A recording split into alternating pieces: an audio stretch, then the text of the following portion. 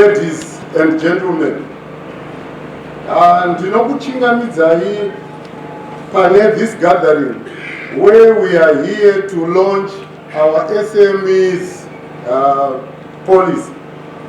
Previously in 2016, we had a policy yatakati informal sector policy. The renaming of our policy is not coincidental. We are saying we have to recast how we look at our SMEs. They are not only informal sector, but Tirikuti, Roma, small to medium enterprises. We expect these groupings to grow into medium and even bigger corporates as we develop the economy. My job today is to give a bird's eye view of the SMEs policy. Per program, Pakanzi, I'm here to unpack the SMEs policy. For those who would want to appreciate the entire policy in detail, there are copies, hard copies, electronic copies, and we have also put the SMEs policy on our website. The small to medium enterprise policy for City of Harare outlines the framework and sets strategies for implementation, coordination, monitoring and evaluation to enhance development and growth of the sector in the city. The policy shall guide the City of Harare in the management and transformation of the SME sector.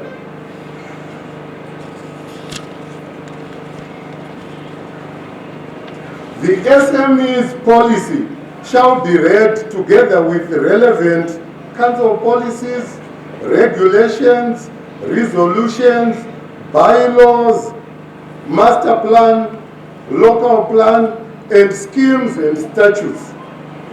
The key highlights of the SMEs policy, ladies and gentlemen, are the following. Firstly, the policy will look at the objectives of that policy, and the broad objectives of the policy being to transform SME sector economy into modern and sustainable small to medium enterprises, moving towards fully fledged businesses for sustainable economic growth and development. The policy's scope shall cover boundaries of operations of that policy and administration of the policy. The policy shall be primarily administered by the Department of Housing and Community Services in consultation with other departments in council. And its levers are 4 in number, which are planning, registration, allocation of the various sites, and rentals management. Planning for SMEs. All new markets and trading facilities shall be properly planned and regulated, and the policy shall encourage mixed use in planning. The registration and allocation of trading space for SMEs sector. This is normally a contentious issue, but the policy shall give guidelines on the registration of SMEs in Harare, and that all unlicensed SME sector businesses shall be considered illegal and will be subjected to enforcement by council. A key highlight is that local community members shall be given priority in terms of allocation of trading spaces, and the registration or licensing will actually be decentralized to DOs, to the head markets, and to the director of housing. This is meant to facilitate the ease of doing business within the city. Rentals on trading on council premises.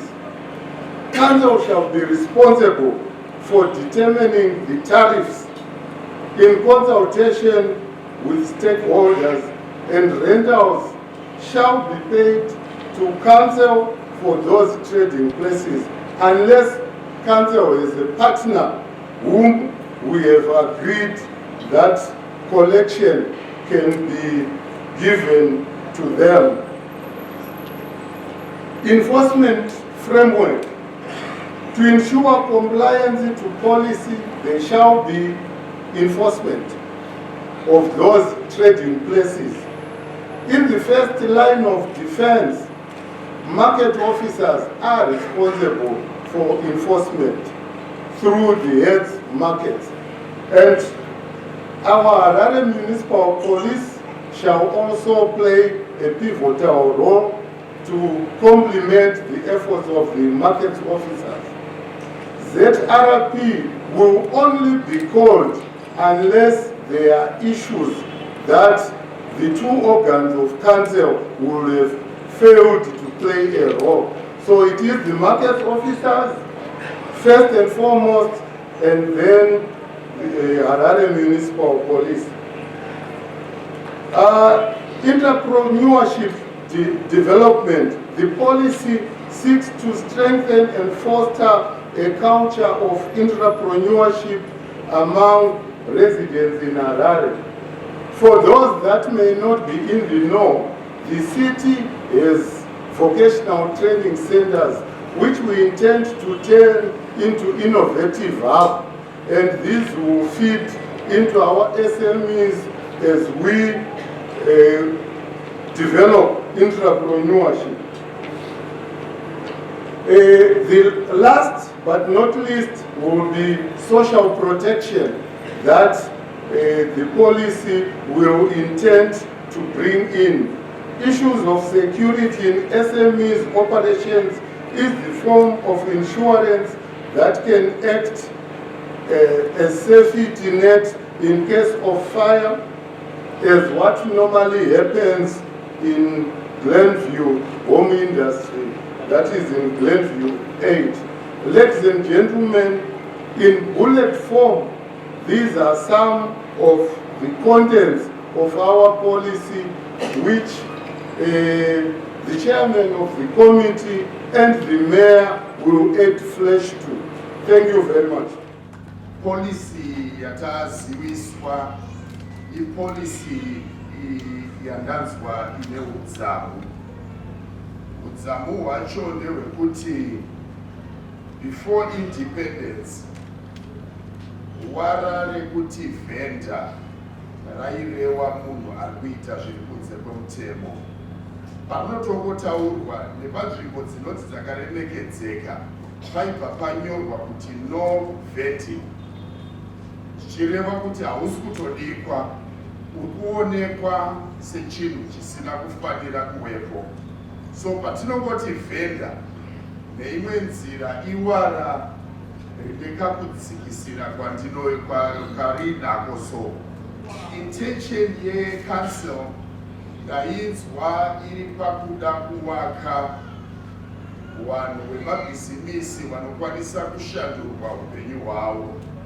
So kana tichimutangira paebrand riri negative, patichashanda kuenda paground zero takutangawo kuti maybe point 1, point 2, tinoda kuve nemasteps anosanganisira the technical aspects dzaraiswa navanhekairo. Wataura kuti mapillars avanoshanda nawo ane planning, registration, enforcement and rates management. Handizivi kuti it was an oversight here kana kuti kudini, but naona sekuti ndo kunofanirwa kubuda message yedu vanhekairo yekuti tiri kuda kuvaka chinhu chine facilitation chine transformative power chekuti munhu anonzi vendor tiri kumutreata as a worker ngekuti mushandi kana achishanda anoti paanobvisiswa tax ari kuda kuziva kuti tax yangu iri kumboshandei. So the element yefacilitation yekuti tichawaka vendor anga achitengesa madomasi tomusesekedza kusvikira aakunzi uyu ndiye ane mabhizinesi aya. Ndo picture yatinayo papolisi kuti kana tiri kuwaka munhu atiri kuti mushandi ari kushanda mustreet tiri kuda kumuchinja upenyu hwake, tobata vashoma tovasesekedza tofamba navo masteps, pamwe pacho togona kuenda navo kune wemabanks toti tine vanhu vedu vatinotemba navo, wasimudzirei wapeiwo zvikwanisiro, isu toenda nematraining centers edu towa uplifta. Kana wapa level yematurity wakuenda kakunokopita wona naekoneti nemamwe mabhizinesi makuru taakuwasiya totora wamwe. Ndo muonero wangu wepolisi.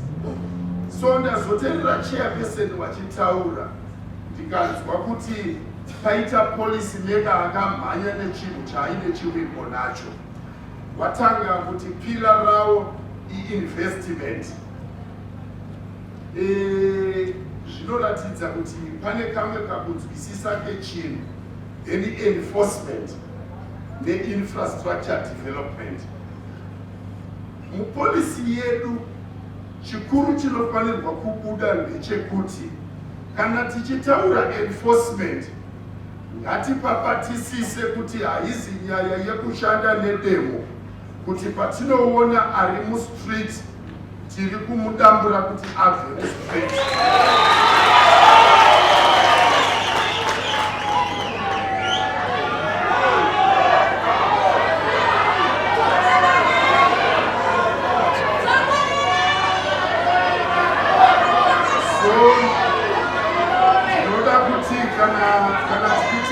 Nezvenyaya iyi tinofanirwa kudzikamisa ndangariro dzedu tose takapiwa chipo chenyika naMwari. We are not in a hurry. Let's calm down. Let's calm down. There's this saying yekuti there is no hurry in Africa. Hatina ma-timelines yekuti tuda kufixa nhingi. But tine timeline yekuti tiri kuda kushandura upenyu hwemunhu kubva apa kuenda apa. So question your worship, policy yakapinda kubva kukomiti ikauya kufull council ika-adoptwa, ndizvo kama inini nechiwimbo chokuti vanhu vemusangano wevagari vanove ndo vari pano tinoda kunyanya kuzivisisa kuti zvatane policy tagadzira here masystems acho achatisesekedza kuti munhu achibva pano akati ndiri kuda kuenda kundoregister anokwanisa kuregister on an electronic platform. Pandisingachyidzani nemunhu ndikaudziwa kuti ndinoda kuregister ndinoenda paplatform ndozviregistera chondiudza kuti you are now registered uri panhamba yakati. Because chinhu chose chinoshanda chine vanhu vachiinterfacea nguva yakawanda chine kamwe kakunyengererana, kamwe kakuabusana, kamwe kakuexploitana. Isu seHarare Residence Trust chiwimbo chedu ndechekuti hakuna munhu anoshungurudzwa ari kuda kuita a simple registration, because tine nhoroondo yekuziva kuti kumba vemusika kune vanhu vanooparata machansi emusika vanoaita ekwamai wavo, wekuti munhu kana usiri wekwamai wavo hauoparati. So tikushuvira kuti tichibva pano ngatiwewo nemukana wekuti tiri kuvapa 6 months here dzekuti tive netransition kubva kwatanga tisina policy nepatave nepolicy. Tichasiya vanhu vachioperata pavanga vachioperata wari, togadzira hwaro hwekuti tichakupai mwedzi mitatu kana mitanhatu tichigadzirisa system yedu. System kana yakushanda zvakanaka, tinoziva kuti guta redu reHarare harioperati nema-handouts, rinoperata nemari. Patinobva kuruwa, ini ndinobva kwaRusape, pandakanga ndichiuya kuno ndichirongedzerwa kuti waakuenda kuHarare, ndakaudziwa kuti kana ukandobatsirwa kana nasekuru kana nambuya kana ukaona shereni, uzotengewo chikafu, uzobhadharewo magetsi, uzoziwewo zvokuita. Zvino kana uchinge uriwo vhenda, uriwo munhu anemba yake, kana kanzuru yati takupawo apa pekushandira, chingave chinhu chinoshamisa kuti kumba kwenyu hakunawo kuita tsika yekubhadhara zvawashandisa, isu tinoshuwirawo semusangano kunodawo oda mukati meguta. Pawapiwa pekuti ushandire, iwawo nechivimbo chekuti uchapabhadharawo zvawabhadhara. Ndinoziva kuti kune vanhu vanogara vakarembera pane mapolitician, vanoti mapoliticians nekuti vanoda support, saka ndichaenda kuna kansela kuti ina handina, ndipeiwo pekushandira. Washandi wekanzuru wotoshaya pekushandira nekuti iwe wakaberekwa napolitician. Ngatiziwei kuti kuguta kunoshandwa, kuguta kunogarisanwa zvakanaka. Usawimbe nekuchengetwa napolitician kuti basa rako rifambe. Wimba ndokuti ndikatengesa ndine mari ichabuda, kana iri 10% iise paside, mwedzi uchipera wobhadhara. Iwewe kanzuru ndaiite basa rekubvunza, ndizve imi munoda kufudzwa kuti mubhadhare. Uri mbudzi here? Handiti uri munhu. Kana uri munhu zvinoreva kuti uri kuti tiri kuita transaction. Transaction yedu ndeyekuti iwe ukandipawo pekushandira pakanaka, ndodawo pane matoilets. Kana ndapedza basa ndaswera ndichidikitira ndichimhanya, ndodawo pekuti ndokwanisa kupinda mushawa, ndogeza ndoenda kumba. Handizve? Apa public transport system yedu kana yaita zvakanaka, ndokwira mubhazi ndoenda. But hapazipo pane nyaya. Issue yatiri kunyanya kushuwira kuma-SMEs ndeyekuti ndasesekedzwe, ndasimudzwe, ndawandudzwe. Nokuti munhu kuuya mustreet zvinoreva kuti nekumba kune chiri kunetsa. Kumba kukuda kuti kuwanikwe mari yekuendesa mwana kuchikoro, kuda kuwanikwa mari yekudya.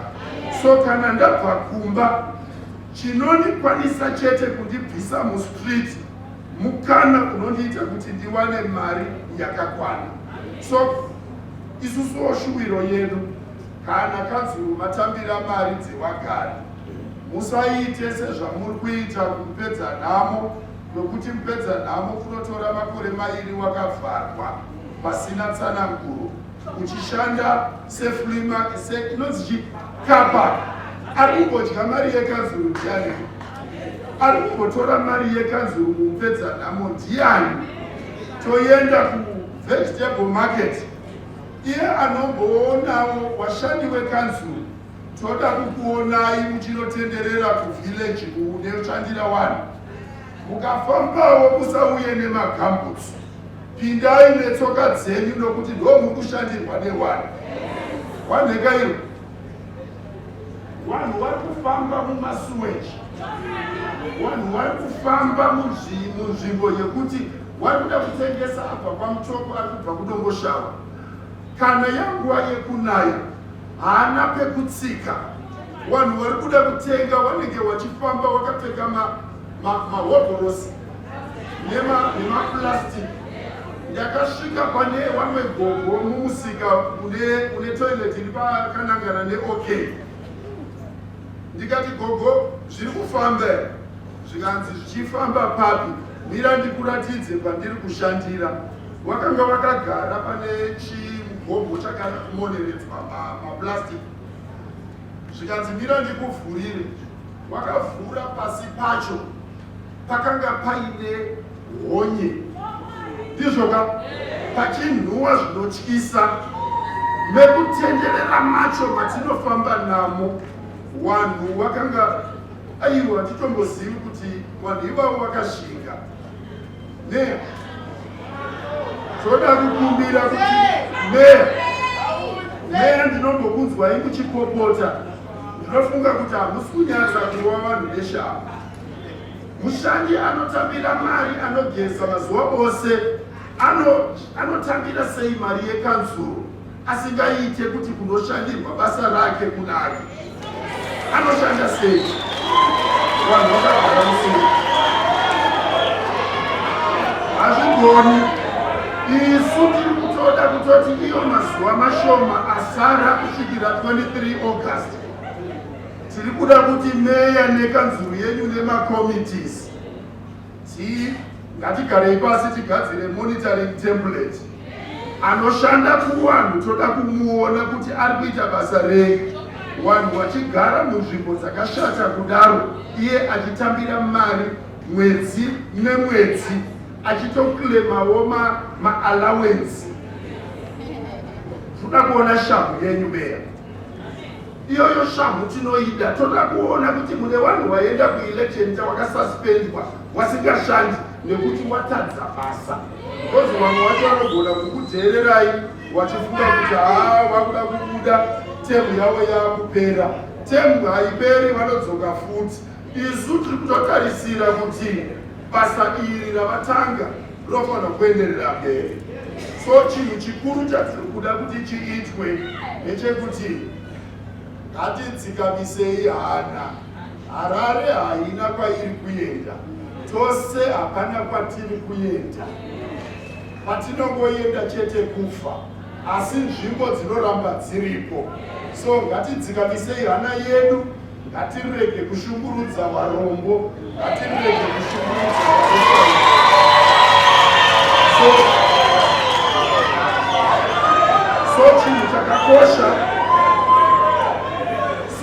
chinhu chakakosha chatiri kuda kuti chigadzirwe. Toda kuti mugadzirise nyaya toda kuti zvigadziriswe nyaya yetime frame. Kubva nhasi mavendors amuri kuti mavendors, isu tiri kuvati washandi nekuti wagari. Wachaita nguva yakadini wasati watanga kumhanyiswa wachinzi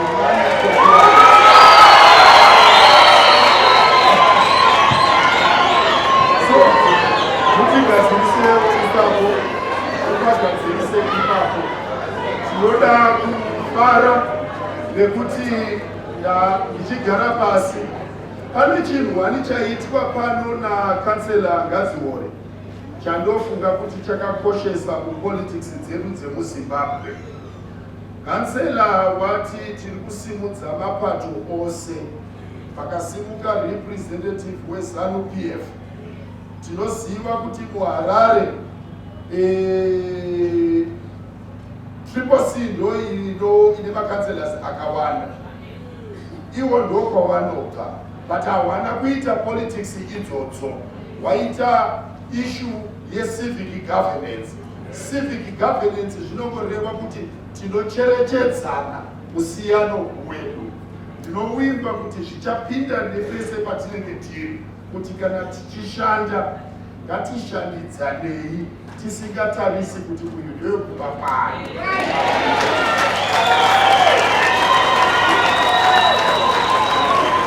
So in those few words, I want to congratulate the city of Harare. City of Harare, we thank you very much. Congratulations on the launch of your SMEs policy. This is great work.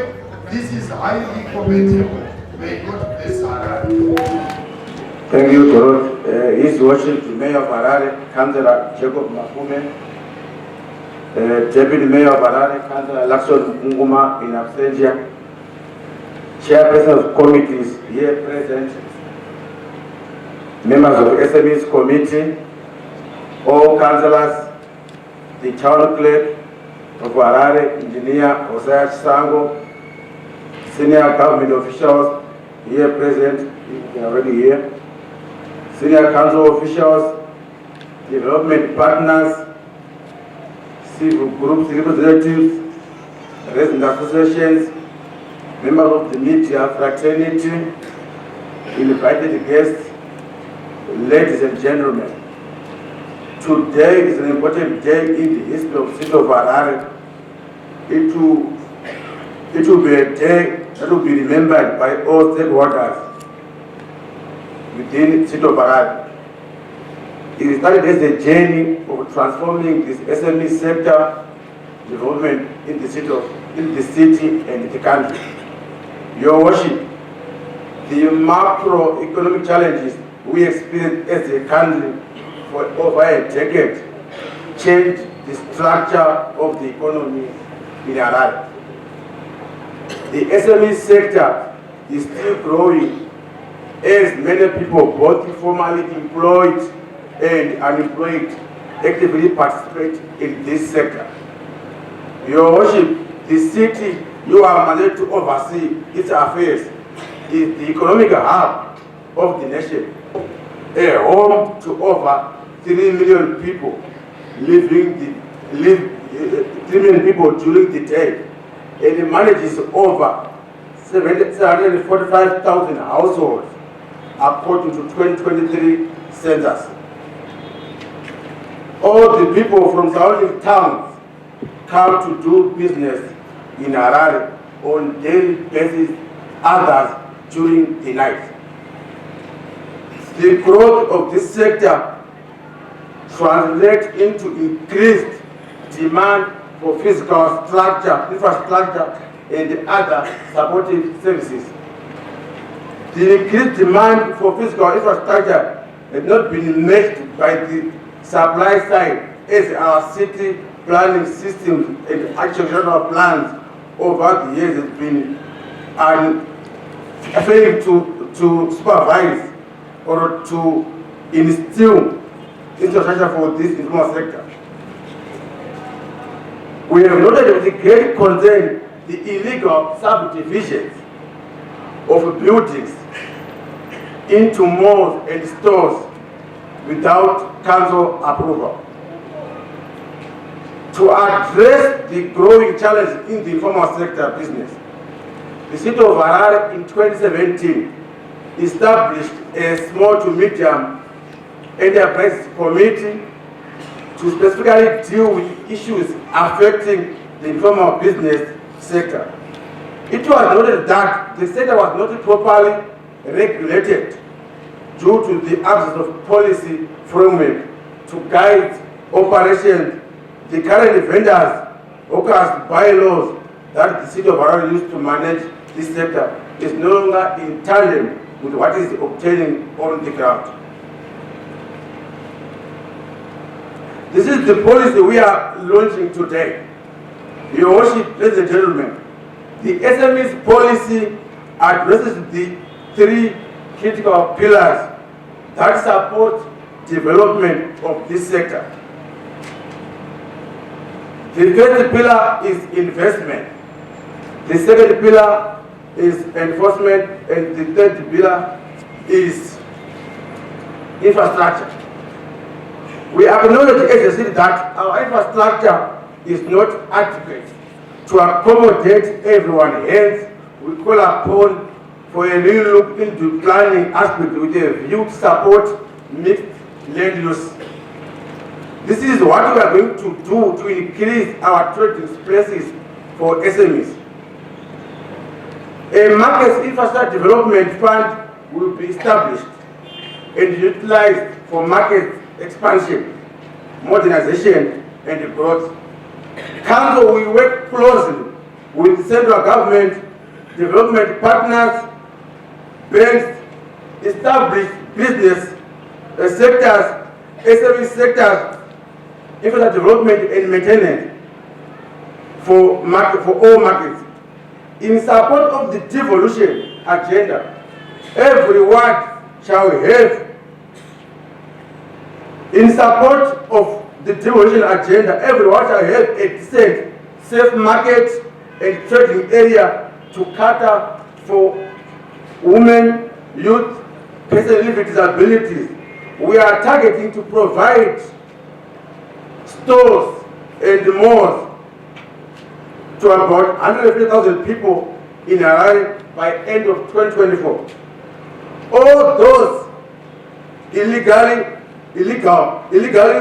all those operating illegally will be regularized, and trading spaces will be provided for them in a place where is continue to trade in business. Investment. The sector is US billion sector. Harare is the economic hub, and everyone to do business in Harare. But the investment opportunities in this sector are currently limited due to operating business environment. We are determined as a city to promote investment in this sector for it to flourish and actively participate in economic growth. Through the policy, we are supporting investment in the sector as well as promoting value addition. Your Worship, through this policy, subject to Microfinance Act Chapter 24.19, Council shall establish an SME revolving fund to finance small business activities, facilitate easy, affordable loans, and promote financial inclusion. To achieve this, Council will work closely with the banks, other financial institutions, development partners, SMEs institutions, ministry responsible for SMEs, and all stakeholders. I call upon all commercial banks, merchant banks, building societies, service banks, credit organizations, macro financial institutions, and development financial institutions to partner with the City of Harare in this. We have a number of undeveloped home industries throughout Harare. We need your support and also your engagement. On enforcement, this is a critical pillar that the policy fully support. We want to see order and sanity in the city. We want to promote regulated trading so that everyone is comfortable and happy. We know that some of the SMEs have invaded the city pavement, operating in front of other existing formal business and involved in illicit business practices. The policy addresses that, and enforcement will be effectively carried out. All SMEs operating in Harare are required to register with the council. SMEs in Harare now operating 24/7, and the volumes of traders in the CBD increased during the day and also during the night. Council through these policies will regulate some operations and put enforcement mechanisms such that those not registered will not be permitted to trade within the city. Council will also recognize all the SMEs associations and we regulate their operations. The policy is aimed at bringing order, sanity in the city.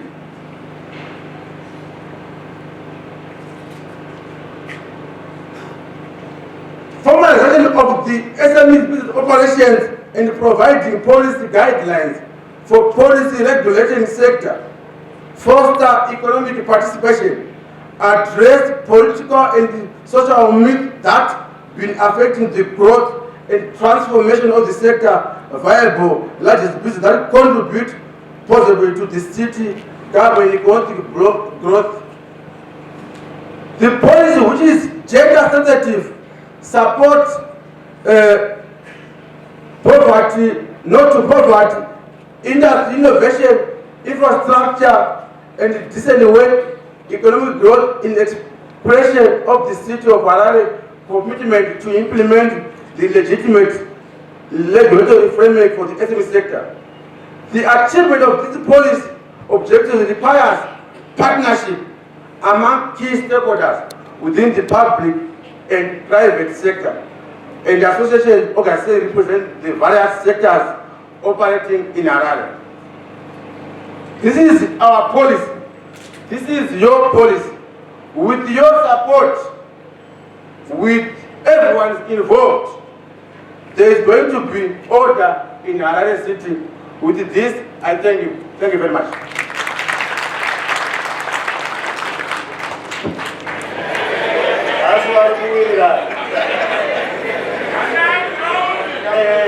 Vanoda ground rakati kurei nokuti madhanzi andandoona achirohwamba akasimba, but ndo zvatinofanirwa kunge tichiita muHarare naika. Pane muimbi akaimba zvikuru wandinoziva anonzi Effort Mujuru akaimba song inokanganikwa nevanhu but iri very important. Akaimba achiti munhu wese anoda mugariro wakadiniko pasi pano, kana shoshe rinoda mugariro wakadiniko pasi pano, kana venda rinoda mugariro wakadiniko pano, kana ini rinoda mugariro wakadiniko pasi pano,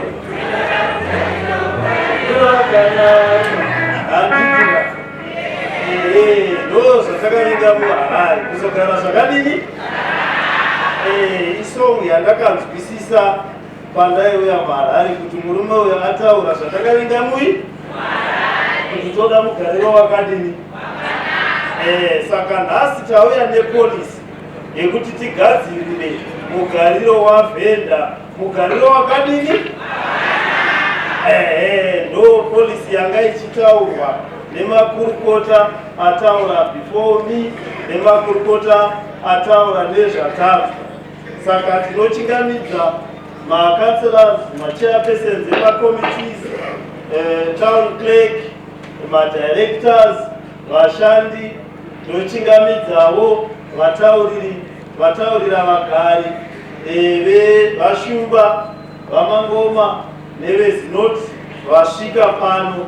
Ndo vanhu vanoita kuti tinzwe zvichemo zvamunenge muinazvo.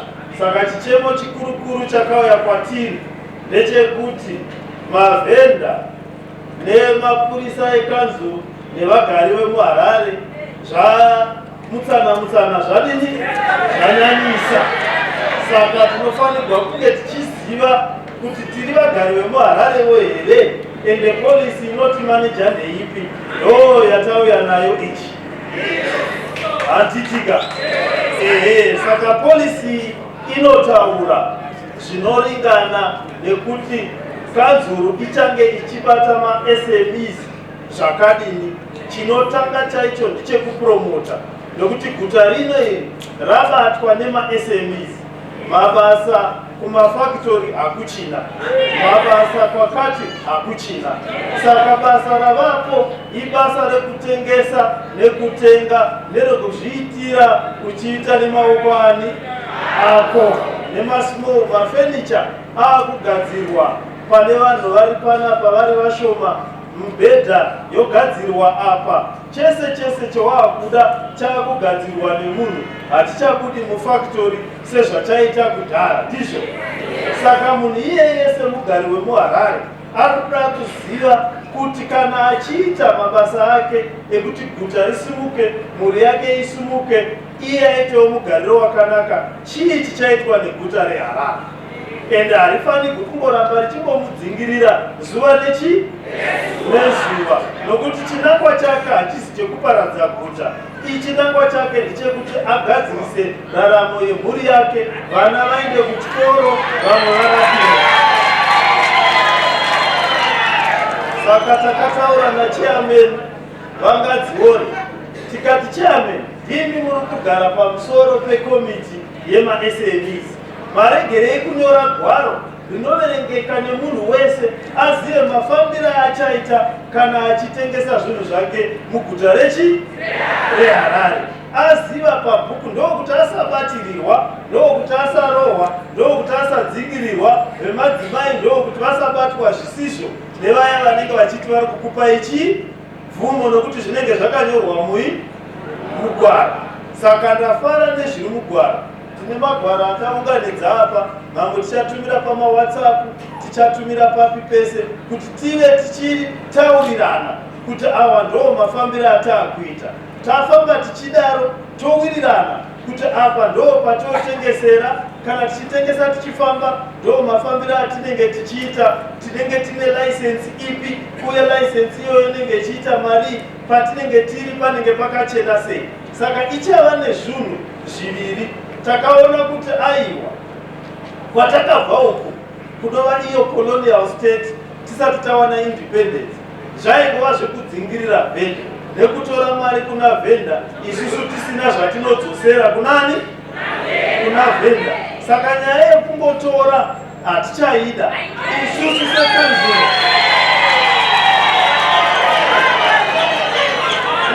sekanzuro tichagadzira pane zvakabata zviri kufanirwa kugadzirwa nepolisi. Polisi iyi yataura 1 kuti tinofanirwa kuti mari yatinenge tati ndo yemalicense tinofanirwa kuvaka infrastructure yemavhenda ndizvo. Kana tatora mari yelicense hatichaitori yoinda kumasalari kana kune zvimwe izvi. Mari iyi inofanirwa kudzokera panzvimbo dzakaita semupedzanhamo, nzvimbo dzakaita sepaCoca-Cola kona kuti dzinge dzichitarisika zvakadini zvakanaka. Nenyaya yamataura yematoilets, iyoyo nyaya yatown clerk tofanirwa kukurumidza kuipedza nokuti zvokwadi hatingatadzi kuvaka chimbuzi. Handiti kuti vanhu voshayiwa pokupinda vachitenga, voshayiwa pokudidi. Tinofanirwa kuti mari dzatiri kuwana idzodzidzi dzinge dzichivaka matoilets vanhu vachipinda panhu pakanaka, dzinge dzichivaka mastores akanaka. Mupedzanhamo inofanirwa kuita 3-4 stories up ndizvo. Pane vaya vanofamba munosvika kune dzimwe nyika, maflea market nemasmall business anenge akaturikidzana kudai, ichiita first floor, second floor, third floor, fourth floor, vanhu vachingotengesa chete, pane kuti vanhu varwire zvipururu zvespace ndizvo. Kuti towana zvikona ndo patinourayirana tichirwirana ipapo. Saka tichagadzira mupedzanhamo tigokwanisa kuivhura vanhu vakwanise kutengesera nyika manje. Chimwe chatichaita ndechekuti pamari idzi tinofanirwa kugadzira revolving fund naika yakada kufanana nemaraundi, kuti munhu anenge akabhadhara license yake ari kubhadhara mareits ake, ari kubhadhara mafees ake, anokwanisa kuinda kundokweresa ikoko kana $100 kana $200 nokuti ndava imari yenyu yamunenge matipa ndizvo. Isusu tinofanirwa kuitenderedza ichidzoka kupi? Kwamuri. Saka tichagadzira revolving fund. Pane vemabhengi nema-NGO achatibetsera nokuti kwedu uku kune vaya vane maoko anogona kunamira mari. Saka tikaingoichengeta iri yega tinogona kuzoishayiwa patakaisiya. Saka tichadana vekumabhengi kuitira kuti vabvise nhamo dziri mumaoko evamwe vedu, so that mari inodini inotenderera. Taenda takadaro ndaona kuti polisi yakanaka pakuti iri kupa madefinition. Tinokwanisawo kuti vanhu vakwanise kushandisa macouncil clinics, machii nezvimwe zvakadaro, tichikwanisa kuisa mapolicies. Nechikurukuru tikuda kugadzira computer database wekuti kana tanyora zita rako neID yako nebusiness yako, pese pawafamba tikangoisa zita rako tikaisa ID yako tinokwanisa kuona kuti uyu akabhadhara residence yake, so that hatirambi tichibvunzana. Munhu anokwanisa kuti aiwa license yangu akabata foni yake, license yangu iyi yandakabhadhara, license number yangu iyi ndaoperata panapa 5 years and ndinofanirwa kuramba ndiri papi? Ndiri pano. Saka tichaita izvozvo tichagadzirawo munhu achaita kuti vanhu vakwanise kukomplena kana vatorerwa zvinhu zvavo zvisiri pamutemo, nokuti pane zvinhu zvotorwa zvichinzi zviri kuuya kukanzuru, inini sameya handimbozvioni. Zvinoperera munzira, munhu atora heti dzevanhu, atora matomatisi evanhu, atora shangudzani dzevanhu. Saka tichagadzira complaints mechanism yatichaisa gweta rinenge rakagara ipapo raunokwanisa kukomplena kuti izvi zvinhu zvangu zvatorwa pasiri pamutemo, wokwanisa kuti kana zvatorwa zvisiri pamutemo zvidzosere kwazvadini kwazvatorwa. So that hatinyanyi kungotorera vanhu zvinhu pano munhu achishaya kuti ondochema kupi, ozviwana kupi, ozvidzora rini. Kana zviri perishable, munhu anofanirwa kupiwa compensation yezvinhu zvaanenge atorerwa kana zvatorwa zvisiri Saka ndo policy yatiri kudini, yatiri kugadzira vagadzirwa neSMEs committee yedu. Taenda pamberi ipapo tichada kuti tidhile nenyaya yekuti patinoshandira ngapawo pakachena hama dzaniwa tizvoka.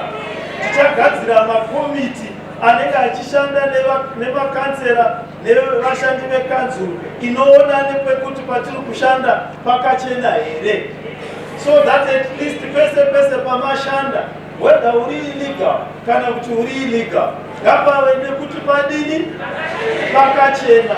Nokuti nyaya iri kutishungurudza sameya wenyu, meya wevanhu, inyaya yekuti guta rarikudzi rasviba, handiti?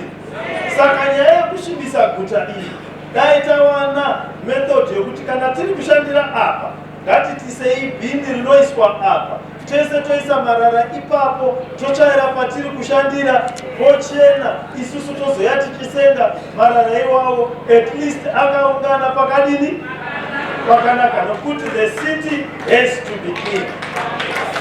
Handitika kodzokorora kaipapo, the city has to be clean. Mukandibetsera ipapo, inini ndichava venda mukuru muno muHarare. Handitika nokuti chinhu chokuti guta ringe richichena, pavari kushandira ngatiwanei pakachena, ngatiwanei pane bhini, ngatiwanei pakatsvairwa, marara achiinda kwaanofanirwa kuinda, nokuti ndo inoshungurudza vanhu vese nevamwe vatungamiri vehurumende vanoshungurudzika nenyaya yekusviba kweguta. Ende vanoti iwewe sei uri kurega vanhu vachisvibisa guta rese? But tikatariwa vanhu ava vari kuda kungotsvaga mugariro wakanaka muHarare.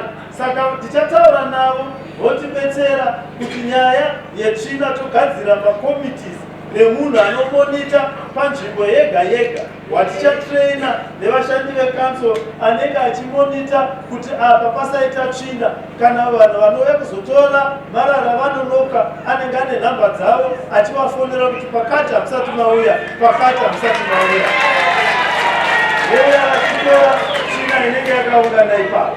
Saka tikakwanisana kubetserana ipapo zvinofamba zvakanaka.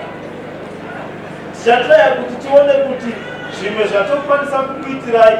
Ndanzwa zvichemo zvamataura, programu iyi inotanga rini? Saka tichapana, ndofunga mwedzi mutatu nai? Yes. Topana mwedzi mutatu kuti zvivhitivhiti nezvimakombiyuta zvinogadzirwa nesystem yacho, nokuti ndava yekuparking taigadzira. Iko zvino vanongobaya nhamba yemota, tinobva taziva kwayabva, nekwayanga ichiinda, nehistory yayo neguta reHarare.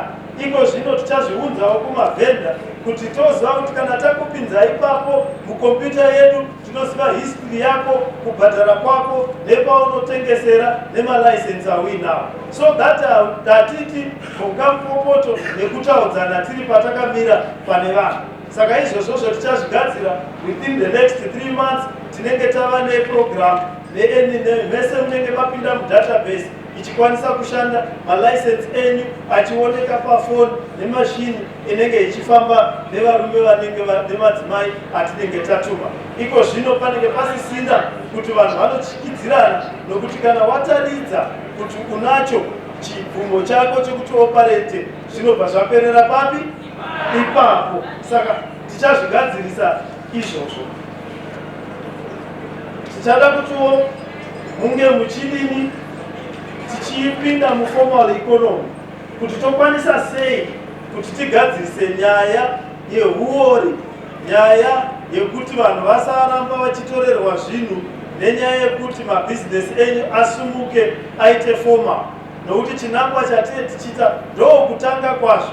Takanzwa vanhu vazhinji vanotanga mabhizinesi vakura kudai, unomunzwa achiti ndakatanga ndichitengesa chiguriwani chechibage, iko zvino ndakugaya zvakawanda. Mumwe anoti ndakatanga kutengesa chipeneti ava nefactory yekusona hembe. Mumwe anoti ndakatanga ndichitakura vanhu nemusana, iko zvino ndava nemakombi. Saka ndo matangira azvo handitika. Tinotanga tiri vadiki tichisumuka tichikura takadini takadaro. Saka tichada kuti tipinze mabhizinesi enyu muformal economy. Saka chandichakuimbisai zvizhinji zviri mugwara, zvizhinji tataura. Tichataura nemapurisa edu nevanhu vanoita mamaketi edu kuti chinangwa hachisi chokungodzingirirana pese. Ngatiitei zvinhu zviri formal. Mukatevedzera zviri mupolisi iyi yaexplainwa nadirector, yataurwa nachairman veSMEs, tinoona tichibudirira. Tinoona zvinhu zvedu zvichifamba zvakadini zvakanaka. Ndinoona kudzingana kuchiita kushoma, ndinoona tsvina ichiita shoma. Isusu sekanzo tichawedzera equipment yatiri kushandisa. Ipapapa ndandichitaridza gwaro rabva kuprocurement yeZimbabwe, procurement board yeZimbabwe. Tichatenga matrakta anoita kana 52 ari kudhonza matrailer anokwanisa kusenga marara achibvisa madump sites. Vatipa mvumo iyoyo, tomatenga kuAFC. Matrakta acho takamaona ari muno, tomatenga toitira kuti panzvimbo yega yega pane trakta netroli inokwanisa kudhonza marara. Matrakta acho takamaona akarongwa uko kufamu yehurumende, vanga vachishaya zvokuita. Ndikati haiwa, inini ndiripo, kanzuro yangu iripo, tipei matrakta yawo tidhonzese marara. Saka tsamba yacho ndaipuhwa izvozvi. So tichifamba tichibetserana ipapa kuvaka mabuilding hakutidetsi. Mukaona mavakiro, pane venyu vanotengesera kurufaro stadium. Yes, mukanotarisa ipapo taivaka chimbi. Next week, in the next 10 days, bora rinenge radzoka muguta reHarare. Muchitamba ipapo, muchitengesera ipapo, takaisa futi mashops ipapo. Saka kuti tivake mupedza nhamo nemamwe mafree markets, handioni zvichitorera nguva isusu tichikwanisa kudzosa stadium ichitamba, vanhu vachitamba bhora.